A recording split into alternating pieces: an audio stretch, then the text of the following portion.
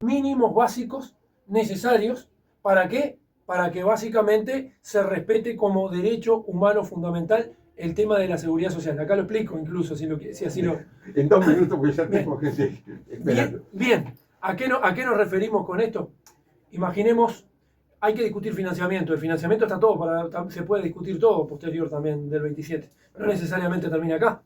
Y la gran pregunta es, ¿se entiende que un pequeño productor lechero que aporta un 1,92 tiene que aportar el mismo 1,92 que aporta el megatambo de Bugleroni que manda 500.000 litros de leche por día contra uno que remite 200 litros de leche por día? ¿Eso está correcto? ¿Cómo va a aportar el proceso de nuevas tecnologías que ha quitado puestos de trabajo? Por ejemplo, en una gran superficie de supermercado, cajas automáticas, en un peaje donde se pasa automáticamente, en una industria donde la robotización ha disminuido el padrón de trabajadores, que disminuye los ingresos al BPS. Pero sobre todo llevarle la información a la población. ¿Por qué ustedes creen que hay que votar por eso? Bien, nosotros estamos en el plebiscito, en una reforma que nosotros le hemos dado a llamar así, una reforma de la gente, en el entendido de que estamos tratando de puntos muy sensibles para la ciudadanía que tienen que ver con su cotidianidad, tiene que ver con cómo se realizan nuestros aportes y hacia dónde van nuestros aportes de la seguridad social mientras estamos en la actividad laboral, tiene que ver con cómo recuperamos 5 años de vida que nos obligaron a través de la ley 20.130 y que impactaron negativamente para las trabajadoras y los trabajadores, llevando a la obligatoriedad a esperar a los 65 años y no permitiendo la libertad de definir, aún si de los 60 años de edad es cuando tú quieres jubilarte. Cuestión que muchos sectores de nuestra sociedad tienen la gran necesidad de poder obtener nuevamente los 60 años de edad. ¿A qué nos referimos con esto? Imaginemos trabajadoras y trabajadores de diferentes sectores, puede ser de la construcción doméstica, trabajadores de la madera, trabajadores de la industria frigorífica, trabajadoras y trabajadores de diferentes sectores industriales, podríamos enumerar un montón de ellos, pero que a los 40 años ya están con las dolencias de columna, con dificultades que terminan generando grandes impactos negativos en términos de salud, y donde llegar a los 60 años, a los 65 años laboral es muy complicado. Más todavía con la gran dificultad que tiene acceder al trabajo si queda sin trabajo después de los 50 años de edad. Esa es otra dificultad superior, donde queda claramente demostrado que entre los 40 y los 60 años de edad hay una tasa de empleo del 80,5%, y de los 60 a los 65 años la tasa de empleo es apenas del 19,9%. Que viene, bueno, va a haber un taller, pero salimos a los medios de prensa para difundir lo que nosotros estamos convencidos de que tenemos que poner la papeleta ahora en las elecciones, ¿verdad? Bien, ¿ese taller dónde se va a realizar? Ese taller se va a realizar en León. Yo ya te doy un poco lo que venimos haciendo. Venimos de mañana haciendo prensa, de tarde de 14 a 18 estamos ahí en la Plaza Colón, difundiendo y entregando folletos. Después a las 19 horas, importante, en el local de León, en el local de nosotros allí, estará el Quique también con nosotros, para todos los trabajadores, ¿no? Todo el que quiera arrimarse así a las 19 horas. No importa que sean municipales. No importa, es abierto a todos los que es trabajador. Todo lo que es trabajador, que tenga duda, bueno, así serán adecuadas sus inquietudes. Eso es a las 19 horas, retiro hoy. Y mañana sábado en la Plaza de la Cruz estará un gazebo allí con toda la información también. Y el domingo estaremos por la fecha. Ahí está, saludamos también a la gente de la Comisión de Propaganda del SOIMA que está por acá, exactamente, nosotros registrando este momento. Bueno, bienvenido a Tacuarembó y a Radio Tacuarembó, Enrique Méndez. ¿Cómo estás? Buenos días, muchas gracias por recibirnos. Siempre es un agrado, no solo cómo nos reciben acá en Tacuarembó, sino también, como lo mencionamos siempre, cómo nos recibe y nos abre las puertas la prensa del interior. Es siempre muy caluroso el recibimiento que así nos realiza. Con mucho gusto. ¿Por qué ustedes sostienen, por qué piensan y recomiendan en las próximas elecciones, en el plebiscito, poner la papeleta por el sí? Sí, nosotros de la Comisión Nacional venimos trabajando con una campaña que tiene que ver con algo muy cotidiano del ser humano, con una necesidad. Y acá lo que nosotros estamos plebiscitando tiene que ver con, primero, cómo se realizan nuestros aportes, hacia dónde van, ¿no? Estamos hablando de la característica del sistema, donde se aportan y cuánto de esos aportes nos terminan redituando a las trabajadoras y los trabajadores en el momento de pasar a la jubilación, en el marco de la seguridad social. Eso tiene que ver con un sistema de la SAFAP, donde cada 100 pesos que nosotros depositamos en el BPS son 100 pesos que quedan para el sistema previsional, y donde en el sistema de la SAFAP cada 100 pesos que nosotros aportamos a la SAFAP quedan 78, porque 22 se van en comisiones que se nos cobran expresamente por administrar nuestros propios fondos. Entonces, por un lado, tiene que ver con eso tan cotidiano, porque es lo que nos ocurre mes a mes, cada vez que nosotros trabajamos y estamos aportando día a día, en cierta forma. A la misma vez, el recuperar 5 años, la libertad de elegir nuevamente los 60 años de edad para poder jubilarnos. Acá hay que decirlo así, en la 20.130 se corrió el barrer, y hay un sinnúmero de trabajadores y trabajadoras que sin duda vemos una gran dificultad en el marco de poder acceder a la jubilación a los 65 años de edad. Esto tiene varias aristas en términos de las dificultades.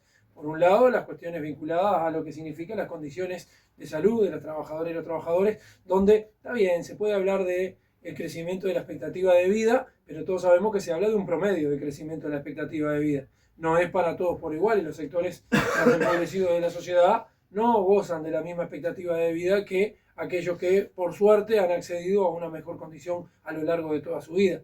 Pero a la misma vez también, con una gran dificultad también con el tema del acceso al empleo, ¿no? Donde nosotros podemos decir, por un lado, no es lo mismo acceder a los 60 años de edad a la jubilación que si te quedás a los 58 años sin laburo, son 2 años lo que te faltan para jubilarte. Ahora, si te quedás en el entorno de los 50 años, 58 años sin laburo y tenés que esperar hasta los 65 años, ¿en qué condiciones vas a llegar? La tasa de empleo en los sectores de 40 a 60 años se encuentra en el 80,5%. La tasa de empleo de 60 a 65 años es del 19,9%. Eso demuestra una clara dificultad de acceder al trabajo en esa edad, de la misma forma que la ampliación de la vida laboral del ser humano también es un impacto también hacia los más jóvenes, una gran dificultad donde ya los más jóvenes tenían una gran complejidad para acceder al trabajo, donde 1 de cada 3 jóvenes no podía acceder al trabajo en ese sentido, y acá nos encontramos con esta realidad que extiende la vida laboral de los que ya están activos. Entonces, eso es otra dificultad. Y otra cuestión muy cotidiana, que por eso nosotros decimos también es necesario votar el sí, y entendemos que hay una gran aceptación de la población, tiene que ver con la necesidad de dignificar el ingreso de los seres humanos que están toda una vida aportando mientras están trabajando, realizando un determinado aporte, y que llegan al momento de la jubilación, al júbilo, de ahí viene el término jubilación, en el cual se encuentran con que en términos de su ingreso personal se encuentran cobrando por debajo hasta del salario mínimo nacional, que son los 22.268 pesos que nosotros estamos reclamando. La jubilación mínima, por ejemplo, se encuentra en 18.840 pesos. ¿Qué decimos? Bueno, es dignificar, por lo menos, porque sabemos que llegar a los 22.268 no va a salvarle la vida a nadie, pero sí dignifica por lo menos el ingreso, porque incluso hoy hay 308.000 jubilaciones y pensiones que están por debajo de la línea de pobreza. Eso es una realidad. Bien, volver al límite de los 60 y que además se pueda equiparar y llegar al sueldo mínimo nacional es muy atractivo. Pero por el otro lado también quienes defienden la postura de no poner la papeleta para el plebiscito anuncian de que puede ser, gracias, es un problema de que vengo con una afección en la garganta. Auguran de que puede haber una catástrofe, un desastre en cuanto a las arcas, en cuanto al dinero, en cuanto a la financiación, me imagino yo que va por el lado del aumento, de ese salto, digamos, en cuanto a poder pagar esas jubilaciones. Y bueno, y también en la reforma se llegó a los 65 porque dice que también era la forma de poder financiar de alguna manera o que no sea tan grande el déficit.